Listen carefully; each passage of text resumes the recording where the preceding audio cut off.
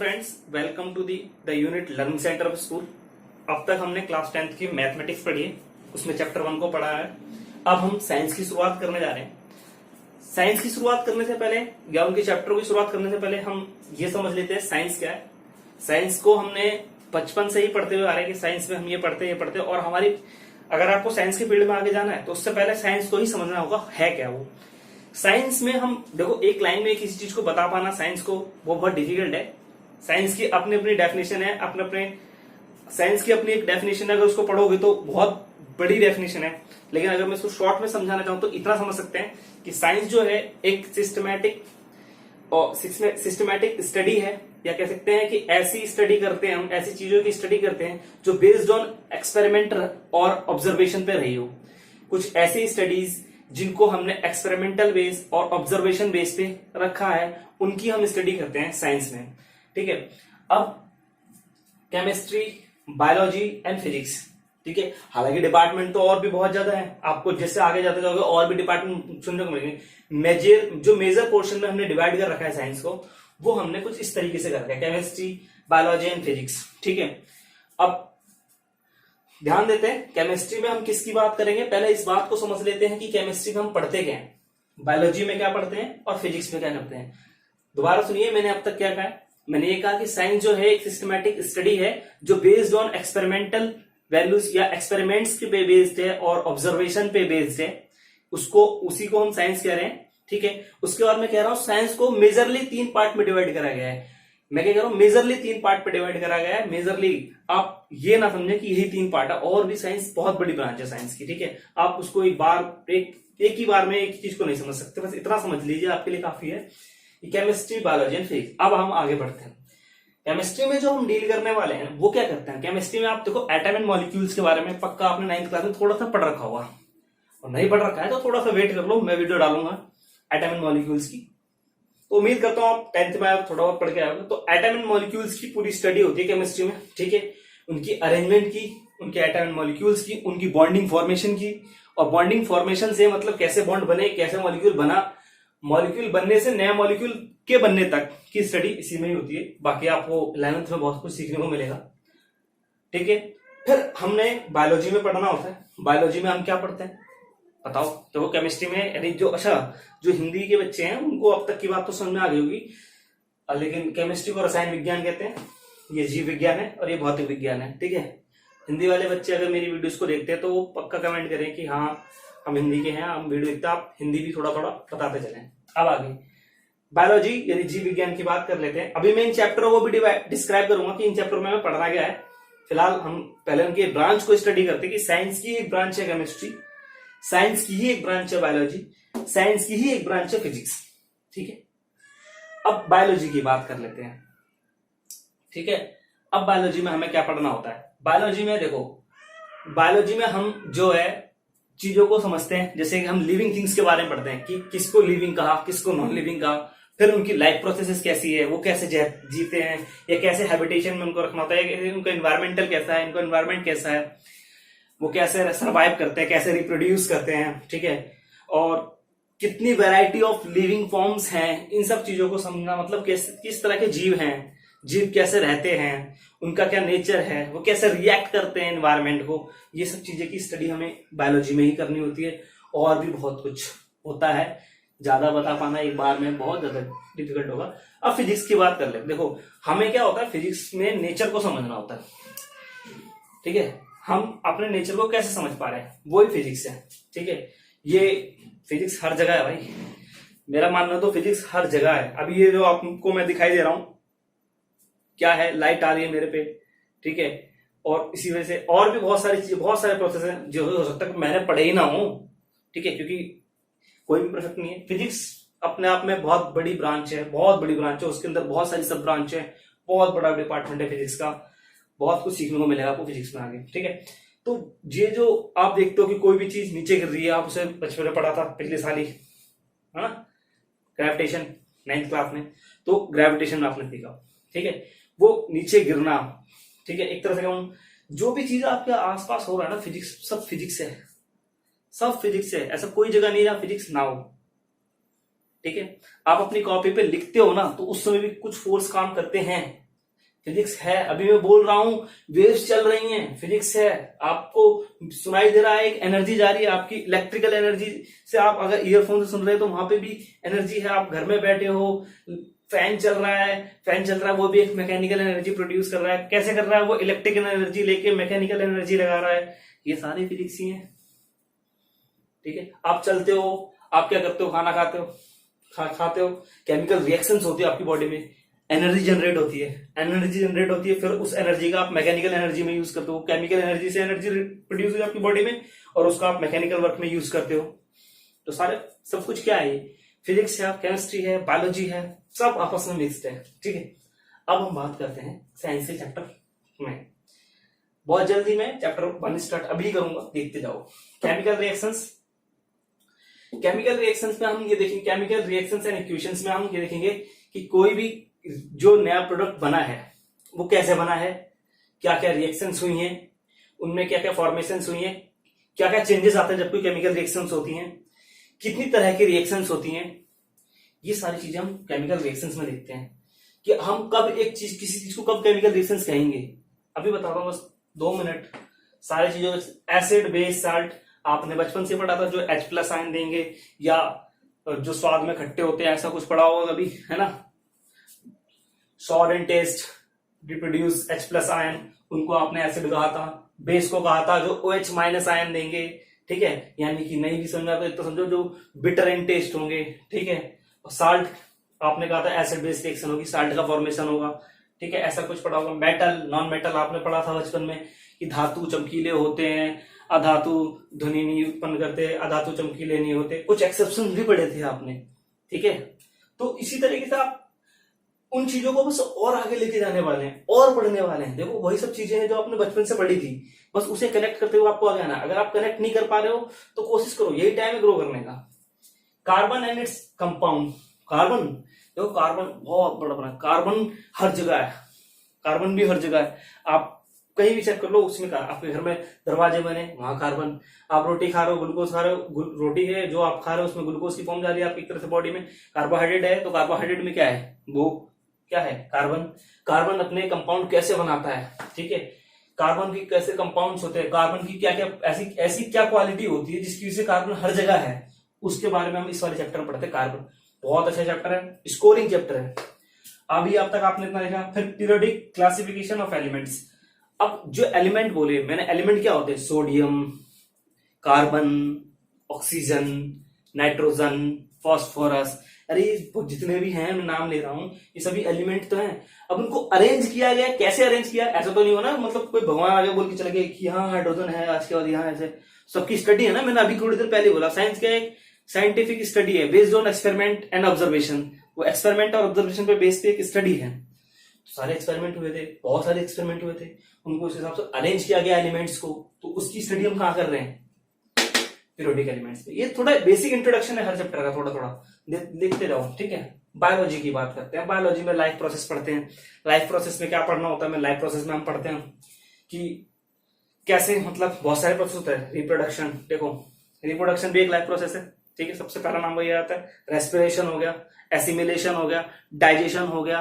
ठीक है, ये सारे जितने भी मैंने नाम लिए ना, ये सारे लाइफ प्रोसेस हैं। अरे जैव प्रक्रम, ये सारी क्रियाएं तो है, सांस का लेना, ठीक है, भोजन का पचना, भोजन पाचन, ठीक है, ये सारी चीजें जितने भी पढ़ते हो आप लाइफ प्रोसेस में। Control and coordination, control and coordination का आपको मतलब अगर आपको कोई चीज पेंसिल चुभ रही है तो हम फटाक से हाथ पीछे कर लिया, अगर दोस्त ने थप्पड़ मारा तो हाथ तुरंत पीछे होता और बदले में फटाक से उसको भी लगा दिया।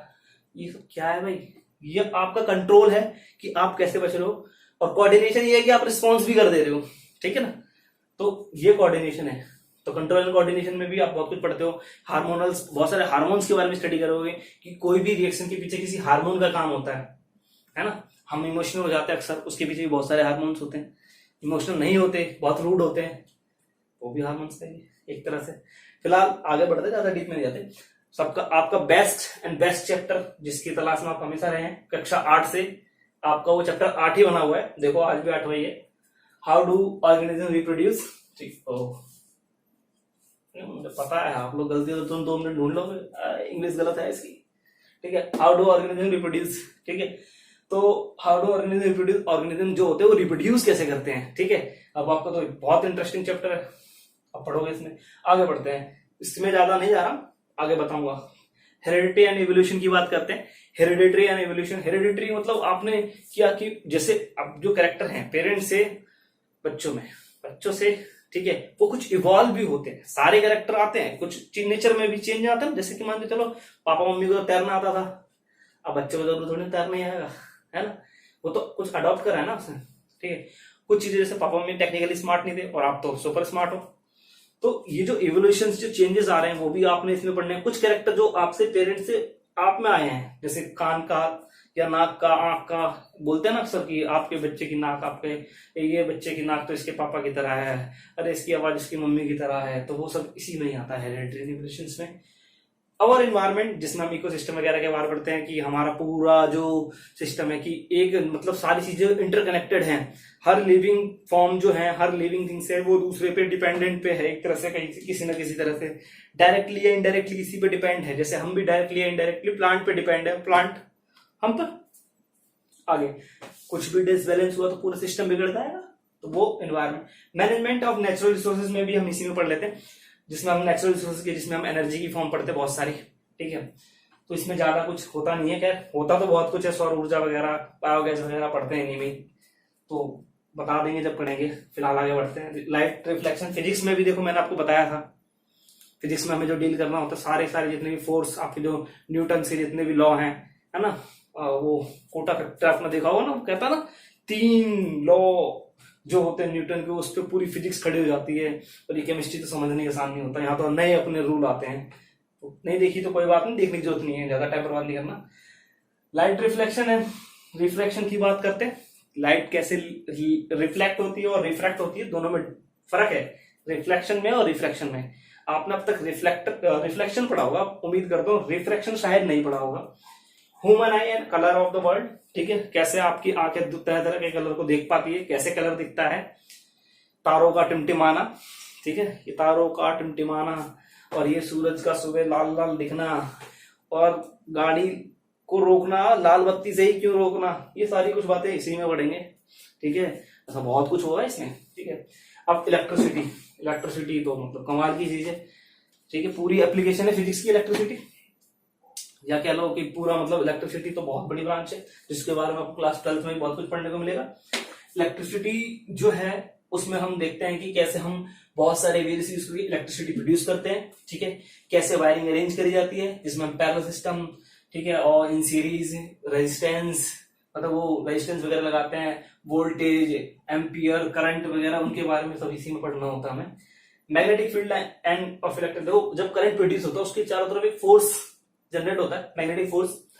इसका शायद कहीं आपने हल्का सा भी आपको थोड़ा सा याद हो, मेरे ख्याल से एक मूवी में सुपर 30 में दिखाया भी गया एप्लीकेशन, जब वो अटैक करने आते हैं तो वो वायर को कैसे मूव करते हैं, वो मैग्नेटिक फोर्स के थ्रू ही मूव करते हैं। वो वायर जब मूव होता है वो जिसमें आग लगी होती है, नहीं देखी तो कोई बात नहीं, बस इतना समझ लो, एक फोर्स जनरेट होता है जब भी कोई करंट कैरिंग वायर होता है उसके चारों तरफ एक फोर्स जनरेट होता है। कुछ इस तरह की स्टडी हमें यहाँ पे करनी होगी इस चैप्टर में, बहुत सारे लॉ होंगे, रूल्स होंगे, वो सब पढ़ना होता है, ठीक है।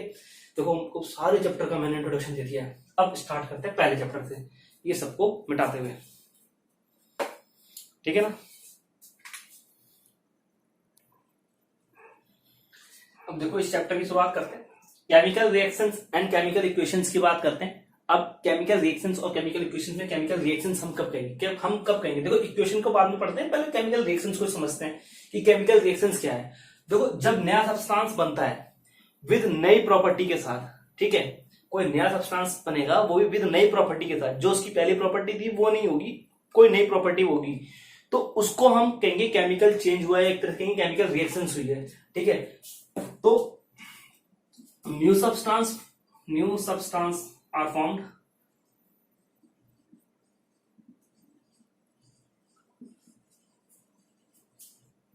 विद न्यू प्रॉपर्टी,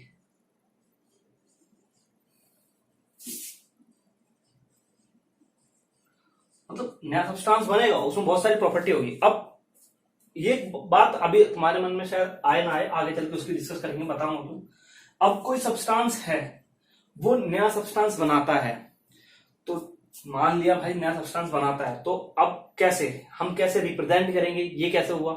मैं कहता हूं कोई सब्सटेंस ए था, ठीक है, वो बी से रिएक्ट करता है, ठीक है, और जनरली क्या देता है, वो क्या बनाता है, सी बनाता है, ठीक है। तो मैं कह रहा हूं ए बी से रिएक्ट करेगा और सी बनाएगा, ठीक है। अब इनको तो कहते हैं रिएक्टेंट। तो समझने की कोशिश करो, बुक्स में आपको काफी कुछ मिला लिखा हुआ पहले से मिल जाएगा, जितना ज्यादा समझ सकते हो। इसे बोलेंगे प्रोडक्ट। ये है आपका प्रोडक्ट, ये तो हो गया रिएक्टेंट, ये हो गया प्रोडक्ट। तो भाई ये बात बता, अभी तुम मुझसे यही सवाल करोगे कि इसमें नया क्या है, तो इसको छोड़ो, अब अगली बात करते हैं, ठीक है।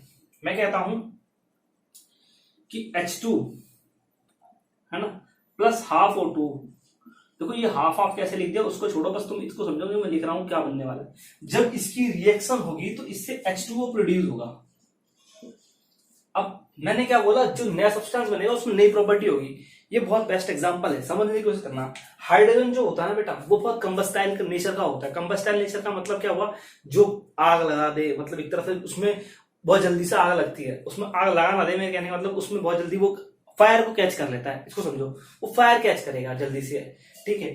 तो बहुत कंबस्टाइल नेचर का होता है, पेट्रोल वगैरह कंबस्टाइल नेचर के ही होते हैं, वो सारे तुरंत आग पकड़ लेते हैं। तो ये H2 जो है वो आग पकड़ लेगा तुरंत। और ऑक्सीजन, ये तो आपने बचपन में पढ़ा था ना, मोमबत्ती का एग्जांपल, उस पर गिलास उल्टा रखते थे और जैसे गिलास पूरा उल्टा हो जाता था तो मोमबत्ती बुझ जाती थी।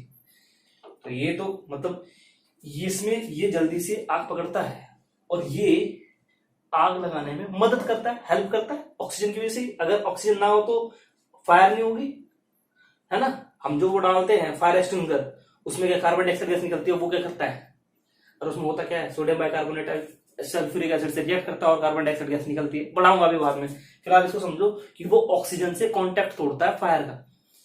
अगर ऑक्सीजन का कांटेक्ट तोड़ता है फायर का तो आग बुझ जाती है। तो इन दोनों की देखो, इसका काम क्या, आग लगाना, और ये आग पकड़ने का नेचर का है।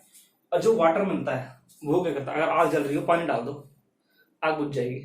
देखो इसका बिल्कुल अपोजिट नेचर है, नहीं है। दोबारा सुनो, ये तो आग पकड़ता है जल्दी से और ये आग लगाने में मदद कर देता है। तो दोनों का नेचर कैसा हुआ, दोनों अगर मिलेंगे तो किसी न किसी तरह से उनको आग को बढ़ाना चाहिए। अरे आग लगानी चाहिए उन्हें तो, और लेकिन होता कहाँ है, होता तो उल्टा ही है। पानी डाल के देखो, दोनों से मिलकर पानी बन रहा है, तो दोनों से मिलकर जब पानी बन रहा है तो उसकी प्रॉपर्टी कैसी है, उल्टी।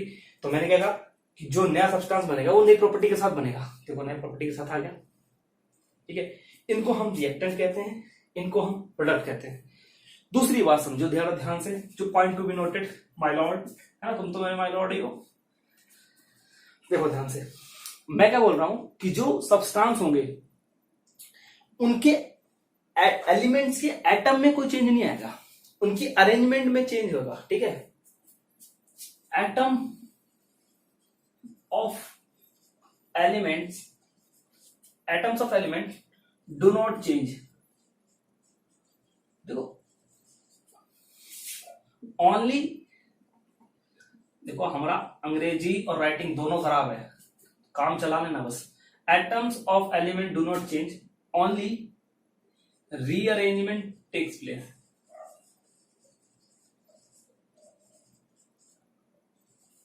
अंग्रेजी देख लेना, कहाँ इज एम आर आएगा तो कई बार में कोई गलत पढ़ा रहा है, यहाँ आर आएगा, साइंस पढ़ा रहा हूं, ठीक है।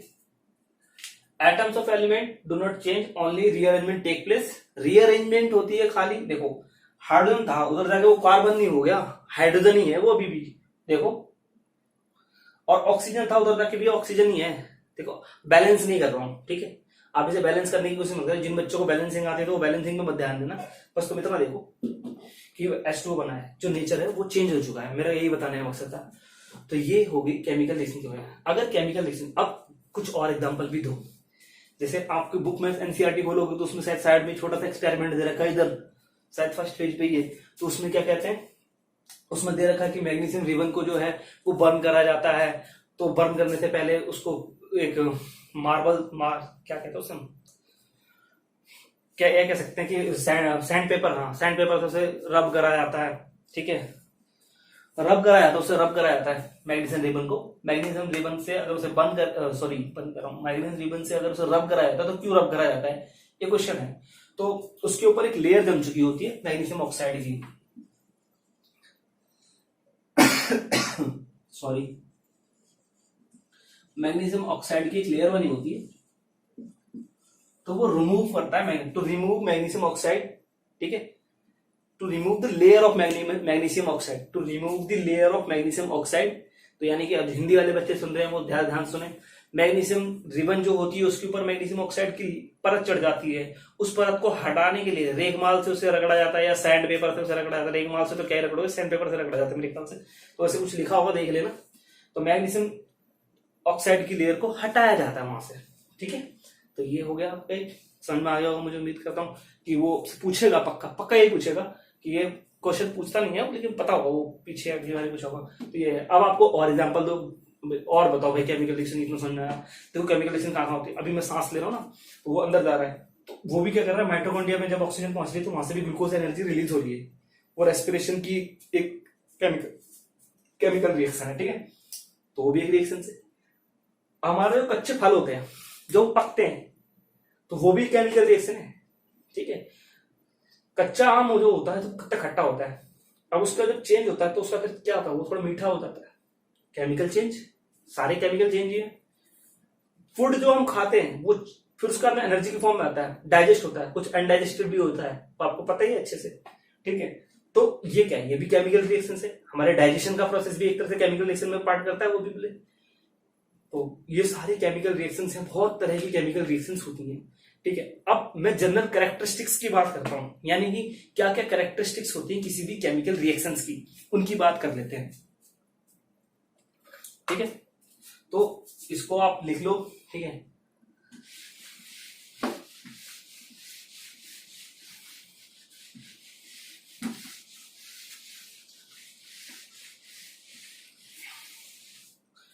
आज मैं बस कैरेक्टरिस्टिक्स तक ही पढ़ाऊंगा, बस उसके बाद नेक्स्ट वीडियो जब डालूंगा तो आगे लिखेंगे, ठीक है। Characteristics of chemical reaction, chemical reactions. उम्मीद करता हूं आपको मेरी राइटिंग समझ में आ रही होगी। उर्दू लिख देता हूं, देखो अब इसमें बहुत सारी चीजें हैं, जो बच्चे देख रहे हैं तो वो हिंदी वाले अभी जो बताता हूं, ठीक है। इवोल्यूशन ऑफ गैस, ठीक है। उसके बाद में चेंजिंग कलर,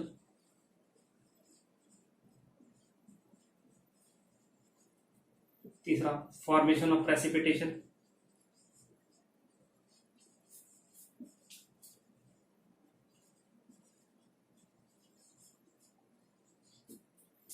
उसके बाद में फॉर्मेशन ऑफ प्रेसिपिटेशन के बाद आप पढ़ोगे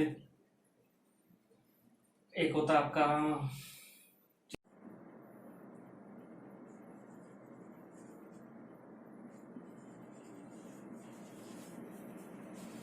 उसके बाद में change in state,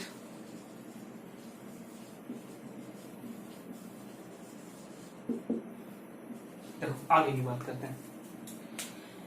evolution of gas की बात कर लेते हैं। इवोल्यूशन गैस में हम क्या ये सारे पहले हिंदी वाले बच्चे सुन ले, ये किसी भी रासायनिक अभिक्रिया बोलते हैं केमिकल रिएक्शंस को, ठीक है। तो किसी भी रासायनिक अभिक्रिया में होने वाले जो गुणधर्म है, एक तरह से गुणधर्म बोलते हैं कि उनमें वो प्रॉपर्टीज एग्जिस्ट करेंगी, गुणधर्म होंगे उनमें, जैसे इवोल्यूशन ऑफ गैस, गैस का उत्पन्न होना, ठीक है, गैस का उत्सर्जन लिखा हुआ या उत्पन्न होना। दूसरा कलर में परिवर्तन यानी रंग में परिवर्तन, ठीक है, रंग में परिवर्तन। उसके बाद फॉर्मेशन ऑफ प्रेसिपिटेशन, प्रेसिपिटेशन को बुक में हिंदी वालों के यहाँ अवक्षेप लिखा होगा, ठीक है, अवक्षेप बोलते थे। तापमान में अंतर या तापमान में परिवर्तन, ठीक है। चेंज इन स्टेट, अवस्था में परिवर्तन, ये सारे रासायनिक अभिक्रिया के एक गुणधर्म है। अब मैं सबसे पहले वन बाय वन करके बात करता हूँ, यहाँ पे हाँ दिख ही रहा है। इवोल्यूशन ऑफ गैस की बात कर लेते हैं कि इवोल्यूशन ऑफ गैस क्या है। देखो इवोल्यूशन ऑफ गैस के अंदर हमें कैसे पता चलेगा कोई केमिकल रिएक्शन हुई है। मान के चलो ये आपका कॉनिकल फ्लास्क है, ठीक है, ठीक है, ये कॉनिकल फ्लास्क है। तो जब ये कॉनिकल फ्लास्क है, इसमें जैसे HCl पड़ा हुआ है, ये HCl है। जब आप इसमें जिंक ग्रेन्यूल्स डालोगे, जिंक ग्रेन्यूल्स, क्या बोल रहा हूं, जिंक ग्रेन्यूल्स, ठीक है। अभी होते कैसे, देखो ऐसे ऐसे टुकड़े टुकड़े से होते हैं, जिनके जैसे इलायची के दाने खाए बिल्कुल वैसे ही होते हैं। ठीक है, तो जिंक ग्रैन्यूल्स होते हैं, जब इनको इसमें डाला जाएगा ना तो इसमें से गैस निकलती है और गैस होती है H2 गैस। ठीक है, कुछ इस तरह के समझ लीजिए Z+2HCl। अब मैं बैलेंस भी कर दे रहा हूं, ZnCl2 प्लस H2 गैस। तो ये इवोल्यूशन ऑफ गैस, ये इवोल्यूशन ऑफ गैस है। ठीक है, इसी की तरह एक और एग्जांपल ले लीजिए, जैसे मान के चलिए सोडियम बाइकार्बोनेट का आपने नाम सुना होगा, नहीं सुना तो आप सुन लीजिए। ठीक है, आपने देखो मैं अपने मन से इन्हें बताता चल जाऊंगा। ठीक है, और मैं यहाँ मिटा देता हूँ, ये लिख लेना, इसी को मिटाते चलता हूँ, ये बताता जाऊंगा, ये लिख लेना। ठीक है, कोशिश करो 60 लिखने की। एक बच्चे ने बोला था, पुनीत शर्मा, उन्होंने कमेंट किया था कि आप पीडीएफ प्रोवाइड करें। बेटा मैं कोशिश करता हूँ। ठीक है, टेक्निकली बहुत स्मार्ट हूँ ना, इसीलिए थोड़ा प्रॉब्लम हो रही है। ठीक है, चेंज इन कलर मतलब समझ गया ना मेरा, चेंज इन कलर। और चेंज इन कलर में हम पढ़ेंगे कि कलर कैसे चेंज होता है, या इवोल्यूशन ऑफ गैस में अभी एक और चीज देख लेते हैं, जैसे कि सोडियम बाइकार्बोनेट की बात कर रहा था मैं, NaHCO3 होता है उसका फॉर्मूला। जब NaHCO3 के ऊपर इसी में डाइल्यूट हाइड्रोक्लोरिक एसिड डाला जाता है, यानी कि HCl डाला जाएगा, तो इससे जो बनने वाला प्रोडक्ट NaCl बनेगा एक, प्लस H2O रिलीज होगा, प्लस CO2 गैस। ये जो ऐसा सिंबल है ना, ये एरो के ऊपर वाला ऐसा सिंबल बन रहा है ऐसे करके, ये CO2, इसका तो गैस निकल गई। ठीक है, तो CO2 गैस निकलेगी, तो ये भी एक रिएक्शन है। ठीक है, देखो ये जब इसके साथ रिएक्ट करेगा तो गैस निकलती है। ठीक है, तो ये गैस निकलती है तो वो भी क्या है, chemical reaction. Evolution of gas मैंने बोला, तो जब गैस निकलेगी इसका मतलब वो क्या होगी, केमिकल रिएक्शन हुई है। ठीक है, आगे की बात करते हैं। बट अपनी थैंक यू, आपने बहुत सही सजेशन दिया है वैसे, क्योंकि अगर नोट्स मिल जाएंगे तो हर बच्चा उसे काफी कंफर्टेबली उसे लिख पाएगा। थैंक्स अलॉट बेटा। ऐसे सभी लोग मेंशन जरूर करें अपने अपने सजेशन, लगता है एक ही बच्चे ने देखा था। ठीक है, और चेंज इन कलर की बात कर लेते हैं। चेंज इन कलर की बात करते हैं तो चेंज इन कलर में देखो, सबसे पहले सिट्रिक एसिड का नाम सुना होगा आपने। देखो जितने भी लेमन जूस होते हैं ना, उनमें से जितने भी खट्टी चीजें फ्रूट्स वगैरह में, उनमें सब में सिट्रिक एसिड होता है। याद रहे, सब में सिट्रिक एसिड होगा, जितने भी जो नेचुरल फ्रूट्स हैं अगर वो खट्टे हैं तो। ठीक है, लेमन में सुना होगा आपने, संतरे में भी होता है, लेमन में भी होता है, इन सभी में सिट्रिक एसिड होता है। तो पोटेशियम परमैंगनेट का शायद आपने क्लास 9th में एक एक्सपेरिमेंट किया होगा, जब पार्टिकल आपको बहुत छोटे छोटे आपको दिखाना था कि पार्टिकल बहुत सारे होते हैं एवोगाड्रो नंबर के ऊपर के बेस पे। ठीक है, नहीं किया था, भूल जाओ बिल्कुल भूल जाओ, बस इतना याद रखो। हाँ, पोटेशियम परमैंगनेट का कलर जो होता है पर्पल कलर होता है, फॉर्मूला ये पर्पल कलर होता है। लेकिन जब इसमें सिट्रिक एसिड डाला जाता है, लेमन जूस डाला जाएगा, तो पर्पल कलर से वो कैसा हो जाएगा, इसमें यहां पे लिख देता हूं, लेमन जूस। स्पेलिंग देख लेना यार, है ना। लेमन जूस की बात करते हैं, लेमन जूस की बात करते हैं। लेमन जूस के अंदर सिट्रिक एसिड, ठीक है, MnSS सिट्रिक एसिड, तो वो कलर पर्पल कलर से कैसा होने वाला है, कलरलेस, है ना, कलरलेस कलरलेस हो गया। अब आगे की बात करते हैं, ये किसका होगा, एक और होता है। ठीक है, ये मैंने लिख दिया। इसके बाद एक एग्जांपल और देखते हैं, जिसमें आपको पढ़ना होगा, जिसमें आपको ये लिखना होगा, जैसे SO2 है। ठीक है, सल्फर डाइऑक्साइड गैस होती है, एक ऑरेंज कलर का सब्सटेंस होता है एसिडिक, जैसे पोटेशियम डाइक्रोमेट होता है, उसको बोलते हैं पोटेशियम डाइक्रोमेट, K2Cr2O7, इसे बोलते हैं पोटेशियम डाइक्रोमेट। पोटाशियम, दिक्कत मत, तो ये स्पेलिंग सही होगी, पोटाशियम डाइक्रोमेट, जहां तक 100% नहीं, पोटेशियम डाइक्रोमेट।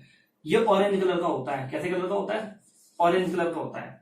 जैसे उसमें SO2 उसमें से जब पास कर जाती है गैस, तो ये इस ऑरेंज कलर को ग्रीन कलर में चेंज कर देती है। कौन से कलर में चेंज कर देती है, ग्रीन। वैसे याद रहे, potassium dichromate acidified potassium dichromate होता है, इसकी रिएक्शंस होती है, आगे पढ़ने को मिलेगी। फिलहाल आप इतने समझ लो, अगर यहाँ पे लिखता हूँ एसिडिफाइड पोटेशियम डाइक्रोमेट में अगर सल्फर डाइऑक्साइड की रिएक्शन निकाल जाती है तो वो ऑरेंज कलर से ग्रीन कलर का हो जाता है। ये भी एक रिएक्शन है, ये भी एक कलर का चेंज है। जैसा अभी पोटेशियम परमैंगनेट में देखा था, पोटेशियम परमैंगनेट में हमने क्या देखा, पर्पल कलर का था। पर्पल कलर से कौन सा कलर का हो गया, कलरलेस हो गया। किसके साथ, सिट्रिक एसिड के साथ। ये कैसा हो गया, पोटेशियम पोटेशियम डाइक्रोमेट है, एसिडिफाइड। अगर उसके साथ सल्फर डाइऑक्साइड गैस रिएक्शन जाती है तो वो ऑरेंज कलर से ग्रीन कलर में चेंज हो जाता है। ये भी रिएक्शन, ठीक है।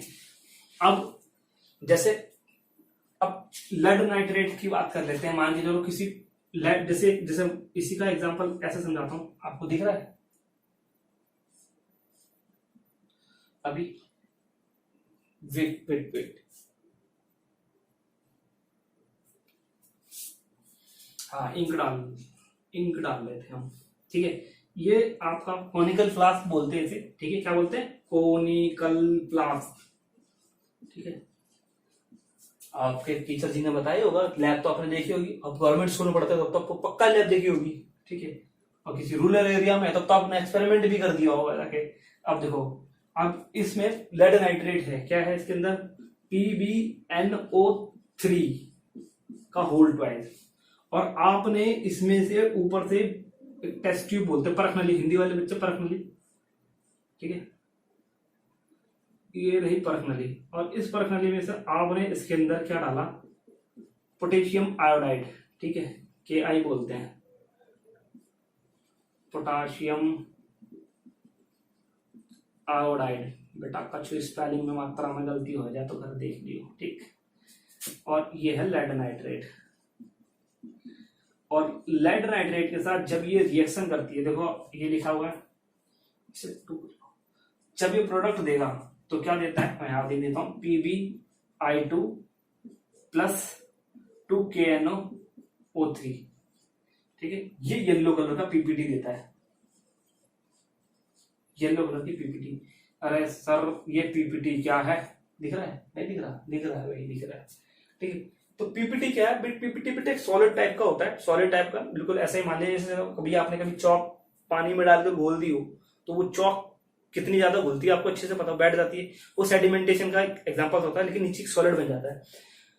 बहुत सारे रिएक्शंस होते हैं जिसमें एक सॉलिड फॉर्म हो जाता है, ठीक है, जो इनसॉल्युबल होता है। ये याद रखें, वो क्या होता है, इनसॉल्युबल होता है, उसे हम PPT बोलते हैं। वो सॉल्युबल नहीं होता, वो अलग से सेपरेट आउट हो रखा था किसी भी सॉल्यूशन के अंदर, वो अलग से सेपरेट आउट हो सकता है, उसको हम बोलते हैं PPT, यानी फॉर प्रेसिपिटेशन। उसको शॉर्ट फॉर्म में PPT लिखते हैं, लेकिन प्रेसिपिटेशन होता है उसका मतलब वो इनसॉल्युबल होता है उस सॉल्यूशन में जिसमें वो होता है, उस एक्वस सॉल्यूशन में, ठीक है। तो ये इसे PPT, इसे सॉलिड से रिप्रेजेंट करते हैं, उसे आप एक्वस नहीं बोलोगे, ठीक है। सॉलिड से रिप्रेजेंट करते हैं, एक्वस नहीं बोलेंगे। इनसॉल्युबल होता है, हिंदी वाले बच्चे ध्यान रखें, अघुलनशील होता है, वो घुलनशील नहीं होता है, और वो विलियन से अलग होता है, उस विलियन में घुल नहीं रहा होता है जिसमें वो होता है, ठीक है। तो ये याद रखें। लेड नाइट्रेट, देखो ये रिएक्शन ऐसे है, 2KI प्लस PbNO3, उसके साथ ये रिएक्शन, ये प्रोडक्ट है। आपको ये वाला चेंज प्रेसिपिटेशन का है कि एक और एग्जांपल प्रेसिपिटेशन का ले लेते हैं, जैसे कि बेरियम क्लोराइड का ले लेते हैं, BaCl2 प्लस इसके साथ H2SO4 अगर रिएक्ट करे तो वही 2HCl प्लस BaSO4, और ये जो रिएक्शन आएगी ये क्या आएगा, व्हाइट PPT आएगा। दिख रहा है, हाँ दिख रहा है भाई, दिख रहा है। आज काफी हद तक बोर्ड सेट है। थैंक यू दीपक ने बताया, कैमरा सही था, ठीक है। तो व्हाइट PPT आ गया, समझ में आ गया होगा, व्हाइट PPT आएगा, मतलब सफेद रंग आएगा उससे। चेंज इन टेम्परेचर की बात कर लेते हैं। जब भी कोई रिएक्शन होती है तो उसमें टेम्परेचर का चेंज होता है। इसमें हम दो तरह की रिएक्शन पढ़ते हैं, एंडोथर्मिक और एक्सोथर्मिक। देखो मुंह से समझो, मतलब मुंह से मतलब मैं बता रहा हूं तो वर्बली समझ लो। एंडोथर्मिक मतलब वो रिएक्शन जिसमें आप हीट देते हैं, ठीक है, जिसमें एब्जॉर्प्शन ऑफ हीट होता है। अगर सिंपल भाषा में कहना चाहूं तो ये तो देखो सारी होगी ना प्रेसिपिटेशन तक, तो सारी मिटा देता हूं। तो उसको मैं बोलता हूं endothermic, change in endothermic, absorption of heat,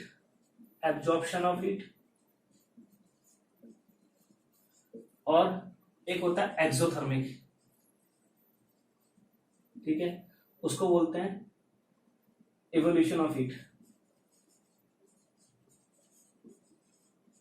ऐसी रिएक्शन जिसमें आपको ऊष्मा देनी पड़े, हिंदी वाले बच्चे, ये ऊष्मा शोषी, ऊष्मा क्षेपी, ऊष्मा शोषी, ऊष्मा क्षेपी। ऊष्मा शोषी वो जिसमें ऊष्मा देनी पड़े, हिंदी वाले बच्चे। एंडोथर्मिक ऐसी रिएक्शन जिसमें हीट देनी पड़े, हीट दोगे तो वो एंडोथर्मिक। और ऊष्मा क्षेपी वाले बच्चे, ये ऊष्मा क्षेपी रिएक्शन अभिक्रियाएं होती हैं जिसमें ऊष्मा का निष्कर्षण होता है, यानी ऊष्मा निकलती है।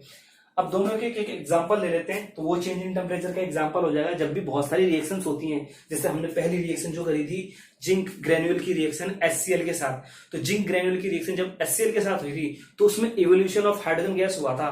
तो इवोल्यूशन ऑफ हाइड्रोजन गैस हुआ था तो उसमें टेम्परेचर इंक्रीज होता है, वो जो आपका कॉनिकल फ्लास्क होता है वो हीट करता है, उसमें हीट रिलीज होती है। एक और अच्छा सा एग्जांपल है क्विकलाइम, सुना होगा आपने, ठीक है। जैसे क्विकलाइम जो होता है COO प्लस H2O के साथ जब उसको रिलीज करोगे तो स्लेक्ड लाइम बनाता है, ये क्विकलाइम का फॉर्मूला होता है, ठीक है, क्विकलाइम, ठीक है। तो जब इसके साथ रिएक्शन होती है CaOH का होल ट्वाइस, इसे बोलते हैं स्लेक्ड लाइम, ठीक है, इसे बोलते हैं स्लेक्ड लाइम। तो ये क्विकलाइम है और ये स्लेक्ड लाइम है। तो जब ये क्विकलाइम का स्लेक्ड लाइम के साथ रिएक्शंस होगी तो जब ये आपने देखा होगा, जैसे ये पड़ा हुआ है, क्या नाम आपका क्विकलाइम, बिल्कुल इसी तरह से समझ लीजिए कि मान के चलो ये क्विकलाइम यानी कैल्शियम ऑक्साइड वो यहाँ पड़ा हुआ है और आपने उसमें से मतलब इसमें ले लिया, पड़ा क्या हुआ है, मतलब लैंग्वेज में मत जाना मेरी, थोड़ा समझो, ऑफिशियली आ जाओ। इसमें अगर कैल्शियम ऑक्साइड पड़ा हुआ, उसमें आपने ऊपर से वाटर ऐड करा है, वाटर जब ऐड करोगे तो कैल्शियम हाइड्रोक्साइड बनेगा और उसमें बहुत सारी हीट होगी। जब आपके घर में कभी पुराने जमाने में कुछ लोग होंगे या फिर कभी नोटिस भी करा होगा तो उनसे पूछना, एक्सपीरियंस गेन करना कि जब घर में कभी पुताई हुई होगी या सफेदी नाम उनके मुंह से सुना होगा, तो सफेदी जब होता है तो चूना गोला जाता है ना जब, तो उसमें बहुत सारी हीट निकलती है। तो वो इसकी रिएक्शन है एक्सोथर्मिक, यानी हीट निकलने वाली एक्सोथर्मिक। ये वाली डेली लाइफ की एग्जांपल्स है। एंडोथर्मिक में एक एग्जांपल आता है, एंडोथर्मिक में ऐसा मान लीजिए जैसे बैरियम हाइड्रोक्साइड, मान लीजिए बैरियम हाइड्रोक्साइड की रिएक्शन जब अमोनियम क्लोराइड के साथ होगी, ठीक है। इस रिएक्शन में जो होता है, क्या होता है, तो यहां ले लीजिए 2, तो BaCl2 तो फॉर्म हो जाता है, 2NH3 फॉर्म होते हैं, दिख रहा है, दिख रहा होगा, हाँ 2NH3 फॉर्म होते हैं, वहां 2NH3 लिखा है मैंने लास्ट में। तो BaCl2 2NH3 plus H2O reactions होती हैं। अगर आप 8 और 10, तो यहाँ पे कितना है 6, आप यहाँ पे 2 कर लीजिए, 2 2 4 6 10, 2 ऑक्सीजन, बैरियम 1 है, बैरियम भी 1 है, क्लोरीन कितने, 2 क्लोरीन भी 2 है, नाइट्रोजन 2, नाइट्रोजन भी 2, तो पूरी बैलेंस है। इस रिएक्शन में जो होता है अमोनिया का फॉर्मेशन होता है, और अमोनिया का फॉर्मेशन होता है तो अमोनिया के फॉर्मेशन होने के बाद वहां पे टेम्परेचर डाउन होता है, जो रिएक्शन जिस टेम्परेचर पे हो रही होती है वो रिएक्शन का टेम्परेचर डाउन होता है, ठीक है। तो रिएक्शन का टेम्परेचर डाउन होता है, आपको बात भी पता चल गई, ठीक है। और ये आपकी इस रिएक्शन में टेम्परेचर गिरता है, इस रिएक्शन में टेम्परेचर होता है, इसमें होता है, इसमें जो रिएक्शन होती है ना जिस टेम्परेचर पे हो रही होती है, यानी आप उसको हीट चाहिए और जब वो इन्वायरमेंट से हीट ले लेगा तो टेम्परेचर कैसा हो जाएगा, उसका खुद का डिक्रीज हो जाएगा, तो वो इसलिए इसका टेम्परेचर डिक्रीज होता है। और जबकि ये जो रिएक्शन होती है इसमें ये हीट रिलीज करता है, ये एनवायरनमेंट को हीट देगा, और जब एनवायरनमेंट को हीट देगा तो आप कहाँ हो, एनवायरनमेंट में ही हो, उसके रिस्पेक्ट में तो आप एनवायरनमेंट में हो, आप एनवायरनमेंट में तो आपको हीट रिलीज होगी।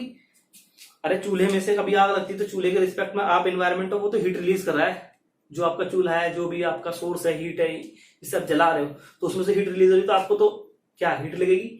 लेकिन ऐसा एक सिस्टम जो हीट ले रहा है तो उसके रिस्पेक्ट में उसके पास हीट, आपसे सारी हीट उसमें चली जाएगी, तो आप कैसा फील करोगे, ठंडा। देखो ये सिस्टम और सराउंडिंग नहीं समझ में आ रहा, छोड़ दो, ये तो थोड़ा ज्यादा चला गया, बोलते बोलते ज्यादा चले जाता हूँ, तुम्हारी क्लास में नहीं पढ़ा होगा, किसी ने भी टीचर को पता होगा।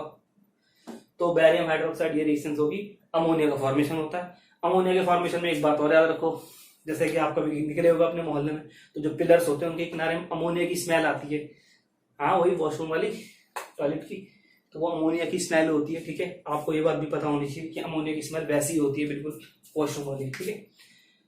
ये कुछ नॉलेज वाली बात थी। प्लस एक क्वेश्चन लास्ट बचा है, चेंज इन स्टेट। जैसे कि एक वैक्स होता है, वैक्स को हम जब बर्न करते हैं तो उसकी स्टेट चेंज होती है, कंपोजिशन वही होती है एक तरह की लगभग, तो स्टेट चेंज होगी है, तो उसमें भी हमारा यही एग्जांपल होता है। मेल्टिंग ऑफ आइस, उसमें भी हम स्टेट चेंज का पढ़ते हैं, जबकि कंपोजिशन सेम है, वही वाटर है, लेकिन उसकी बार बार क्या अरेंजमेंट चेंज होती जा रही है, और इसकी वजह से उसके बाद में उसका क्या हो रहा है, स्टेट चेंज हो रही है। तो स्टेट यानी अवस्था में परिवर्तन, पहले ठोस, फिर द्रव, फिर वाष्प, हिंदी इंग्लिश वाले बच्चे सॉलिड, लिक्विड एंड गैस। थोड़ा सा पढ़ लेना, तुम्हारी बुक में इसने दे रखा है, अगर नहीं समझ में आता कमेंट में मेंशन कर देना। अब मतलब की बात पे आते हैं। मतलब की बात क्या है, ये रिएक्शन ऐसे ही क्यों चली गई, हकीकत पता ही, जिस बच्चे ने इतना सोचा होगा ना तो पक्का वो साइंस में थोड़ा आगे जाएगा कि हम कैसे मान लें कि यही हो रहा है, कि क्यों हो रहा है। देखो पहली चीज, ये चीज एक्सपेरिमेंटली पाई गई।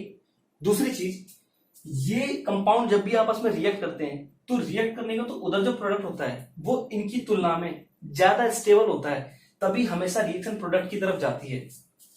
रिएक्टेंट हमेशा प्रोडक्ट जब भी बनाता है जब बनने वाला प्रोडक्ट रिएक्टेंट के कंपैरिजन में ज्यादा स्टेबल होता है, समझे। हाँ, तो ये भी जैसे आप और आपके दोस्त क्लास में हो तो आप दोनों मिलकर एक नया ग्रुप कब बनाते हो, आपका एक नया ग्रुप कब बनता है, जब आपका बनने वाला ग्रुप पहले से ज्यादा स्टेबल आ जाए, तो आपके ग्रुप में स्टेबिलिटी ज्यादा आती है, तब आप नया ग्रुप बनाते हो। तो ठीक वैसे ही है, तो लोग सारे वैसे ही हैं, सभी लोग वही हैं, लेकिन उनकी अरेंजमेंट चेंज होगी। मतलब पहले आपके कॉलेज स्कूल में कोई और दोस्त थे, या 8th क्लास तक कोई और दोस्त थे, अब कोई और दोस्त है, अब कोई और ग्रुप है, अब किसी ग्रुप तो अभी भी है ना, ग्रुप अब नए लोगों का ग्रुप है, तो अब उसमें क्या नई अरेंजमेंट है, नई स्टेबिलिटी की वजह से नई अरेंजमेंट है। ठीक यहाँ पर भी एटम्स की नई अरेंजमेंट है, और नई अरेंजमेंट होने की वजह से नई स्टेबिलिटी है, नई स्टेबिलिटी की वजह से रिएक्शन आगे प्रोसीड करती है। तो यहां तक के लिए बहुत बहुत धन्यवाद। अपने डाउट्स अपने कमेंट्स में मेंशन करें, जो कमेंट है हमारा। उसके बाद जिसको भी डाउट है तो मेरा फेसबुक पे मेरे को व्हाट्सएप भी कर, फेसबुक पे आप जाके मुझे वहां पे सत्येंद्र पाल के नाम से होगा चैनल, सत्येंद्र पाल है ये मेरी फेसबुक मतलब फेसबुक आईडी है, आप वहां पे मुझे अपने कमेंट मेंशन कर सकते हैं, ठीक है। उसके बाद में और भी अपने डाउट में मेंशन कर सकते हैं, जो दिक्कत आ रही है। अपने क्लास के सभी दोस्तों के साथ इसको वीडियो को शेयर कर लें, बहुत कुछ सीखने को मिलेगा। साइंस में तो खोल दूंगा, अगर नहीं समझ में आ रहा तो मेंशन करके चले जाना, ठीक है। Thanks for watching and thanks for everybody who is commenting and appreciating me. Please like भी कर दे भाई, थोड़ा मोटिवेशन मिलता है। थैंक्स।